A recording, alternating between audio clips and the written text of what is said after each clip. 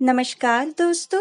आइए आज सुनते हैं एक और नई कहानी जिसे लिखा है नलिनी अखिलेश द्विवेदी जी ने। आपने यदि अभी तक इस चैनल को सब्सक्राइब नहीं किया है तो कृपया इस चैनल को सब्सक्राइब जरूर करें। नलिनी जी की कहानी का शीर्षक है बिन ब्याही माँ। मेरे ख्वाबों में हमेशा एक लड़की आती थी, पीला सूट पहने, लंबे छरहरा बदन, लेकिन कभी उसका चेहरा नहीं देख पाया। कमबख्त नींद ही खुल जाती थी। पेशे से मैं बच्चों का डॉक्टर था, अपना खुद का क्लिनिक था। आज मेरे क्लिनिक में वो आई थी, पीला फ्रॉक सूट पहने, हाथों में चूड़ी, आंखों में काजल, कानों में बड़े झुमके पहने थे। बहुत ही सुंदर लग रही थी, बिल्कुल मेरे ख्वाबों की रानी लग रही थी। उसकी गोद में लगभग 1 साल की बच्ची को देखकर मेरी तंद्रा टूटती है। डॉक्टर, मेरी बेटी को 1 हफ्ते से फीवर है। मैंने उसकी बच्ची का नाम पूछा तो उसने रूही बताया। फिर मैंने चेक किया, कुछ दवाएं लिखी और कुछ टेस्ट कराकर रिपोर्ट 5 दिन में दिखाने को कहा। वो मुझे धन्यवाद कहकर चली गई। उसके जाने के बाद बार बार उसी का ख्याल मन में आ रहा था, पर खुद को समझाया, अरे वो तो एक बच्चे की माँ है। आज रात फिर वही ख्वाब आया, फिर वही लड़की दिखी, पर आज मैंने चेहरा देखा। अरे ये तो आज जो आई थी वही क्लिनिक वाली लड़की है। मेरी नींद टूट जाती है। करीब 2 बज रहे थे। हे भगवान, मेरे ख्वाब में वो लड़की क्यों दिखती है? वो तो एक बच्चे की माँ है। मैं उसके बारे में कैसे सोच सकता हूँ? उसकी तो 1 साल की बेटी है, तो पति भी होगा, लेकिन मैंने देखा था न सिंदूर था मांग में, न ही मंगलसूत्र पहना था। मैं क्यों सोच रहा हूँ उसके बारे में? फिर से मैं चादर तान के सो जाता हूँ।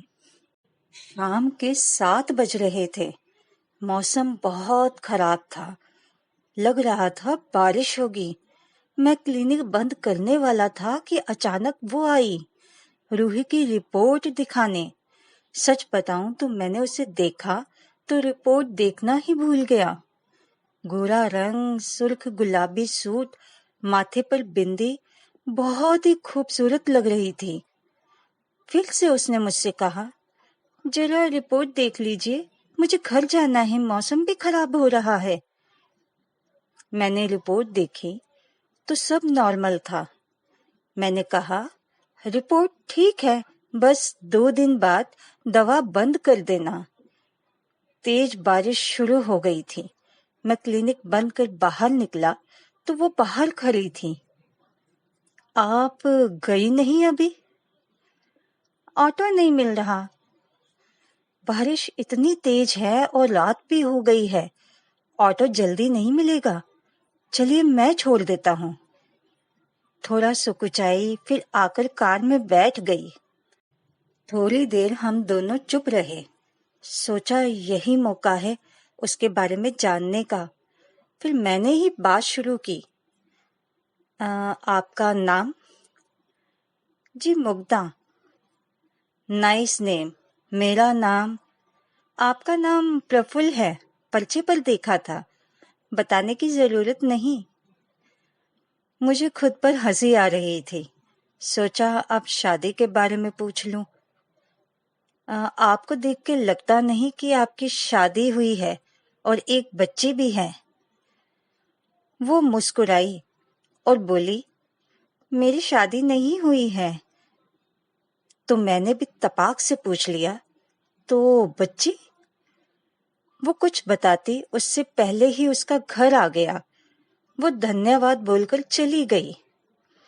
अब मेरा मन पहले से ज्यादा उसके बारे में सोचने लगा। क्या वो बिन ब्याही माँ है? अब बार बार खुद को कोस रहा था। इतना अच्छा मौका था उसके बारे में जानने का, वो भी हाथ से चला गया। अब यही सोच रहा था कि आखिर बच्ची किसकी थी। धीरे धीरे एक हफ्ता बीत जाता है। एक दिन मैं शाम को उसकी ऑफिस की तरफ से जा रहा था। वो ऑटो का वेट कर रही थी। मैंने कार रोक दी और बोल दिया, चलिए मैं आपको छोड़ देता हूँ। मैंने कॉफी पीने का आग्रह किया। साथ में हम दोनों कॉफी शॉप गए। अब बात कैसे शुरू करूं? तो पहले मैंने रूही के बारे में पूछा। रूही कैसी है? जी अब ठीक है। रूही आपकी बेटी है? कुछ देर शांत थी। मुझे डर लग रहा था कहीं गलत सवाल तो नहीं पूछ लिया। फिर उसने बताना शुरू किया। करीब 1 साल पहले मेरी बड़ी बहन मानवी दीदी की डिलीवरी थी। उस दिन वो जुड़वां बच्चों को जन्म देने वाली थी। डॉक्टर ने बहुत कोशिश की, लेकिन सिर्फ रूही को ही बचा सके। दीदी और एक बच्चे को नहीं बचा सके। वो एक बच्चा लड़का था। दीदी के ससुराल वाले रूही को अपनाने को तैयार नहीं हुए। कहने लगे कि अब शुगनी पैदा होते ही माँ को और भाई को खा गई। मैं और मेरी माँ ने रूही की जिम्मेदारी ले ली। माँ चाह रही थी कि रूही की जिम्मेदारी उन पर छोड़ मैं शादी कर लूं, पर मैं चाह रही थी रूही को अपना नाम दूं। माँ की उम्र हो गई है, मैं रूही की जिम्मेदारी उन पर नहीं छोड़ सकती। मैंने फैसला किया कि मैं शादी उसी लड़के से करूंगी जो मेरी रूही को अपनाएगा, वरना बिन ब्याह के ही मैं उसकी माँ बनकर रहूंगी। पर अभी तक माँ ने बहुत रिश्ते देखे, पर बात रूही पर आकर रुक जाती थी। अभी तक तो मुझे उसे देखकर प्रेम हुआ था। आज उसके विचारों से मेरा प्रेम 2 गुना हो गया।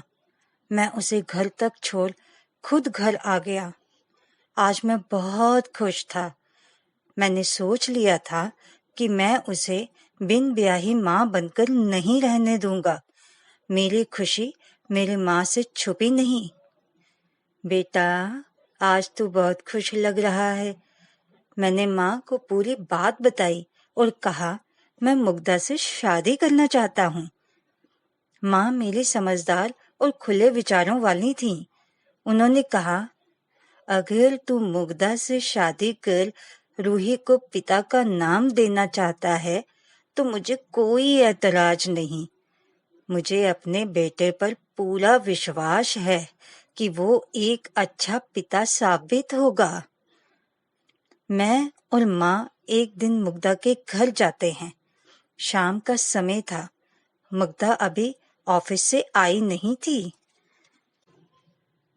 माँ ने मुग्धा की माँ से कहा, मेरा बेटा आपकी बेटी को पसंद करता है और शादी करना चाहता है। अगर आपको ये रिश्ता मंजूर हो तो बात आगे बढ़ाई जाए। पर रूही? मुग्धा की माँ के गोद से रूही को लेकर माँ ने कहा, आप रूही की चिंता मत करिए। आज से ये मेरी पोती है। मुग्धा के लिए माँ खुश थी। इतना अच्छा रिश्ता खुद चलकर आया है। एक बार मुग्धा घर आ जाए और वो हाँ कह दे तो बात पक्की है। तब तक मुग्धा भी घर आ गई। प्रफुल्ल को ऐसे घर देखकर वो हैरान थी। माँ, देखो आपकी बहू आ गई। ब्याह करोगी मेरे बेटे से? आते ही माँ ने सवाल किया। वह कुछ सोच में पड़ गई। देखो बेटा, अगर तुम रूही को लेकर सोच रही हो तो मत परेशान हो। आज से रूही की जिम्मेदारी हमारी है। ये पहली शादी होगी जहां बहू के साथ पोती भी घर आएगी। उसने माँ के पैर छुए तो माँ ने उसे गले लगा लिया। अब जल्दी से हमारे घर बहू बनकर आ जाओ। दोस्तों, कैसी लगी आपको ये दिल छूने वाली कहानी?